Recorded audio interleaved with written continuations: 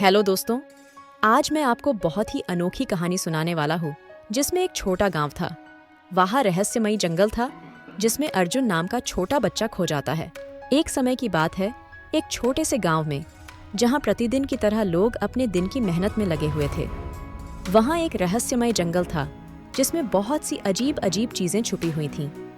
एक दिन गांव का एक युवक नामक अर्जुन ने यह जंगल खोजने का निर्णय किया।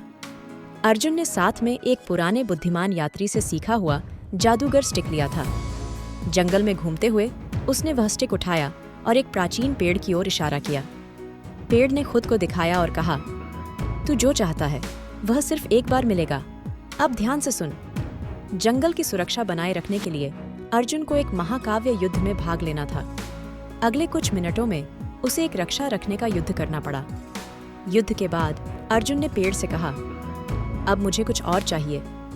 पेड़ ने कहा, तूने सीखा कि सफलता के लिए मेहनत करनी पड़ती है, परंतु इसमें और भी कई पहलुओं को समझना होगा। इसके बाद पेड़ ने अर्जुन को एक विचित्र रहस्य दिया जिसे सुलझाने में उसको काफी समय लगा। फिर अर्जुन ने वह रहस्य अपने गांव में सुनाया और लोगों ने उसकी कथा में खो जाने का आनंद लिया। गांव वालों ने उससे पूछा, तूने यह कैसे किया? हम भी वही चाहते हैं।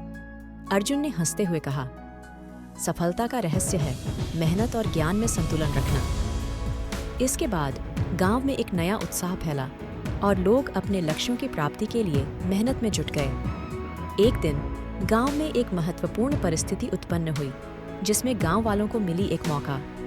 वे उस समय की अद्वितीयता में खो गए जब उन्होंने अपने लक्ष्य को हासिल किया था। अर्जुन ने गांव वालों को मार्गदर्शन किया और सभी ने साथ मिलकर उस मुश्किल समय को पार किया।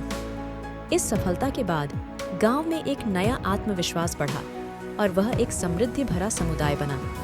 और इसी तरह अर्जुन ने अपने जीवन के अनुभवों के माध्यम से गांव वालों को सिखाया कि सच्ची सफलता में मेहनत, ज्ञान और सहयोग का महत्व होता है।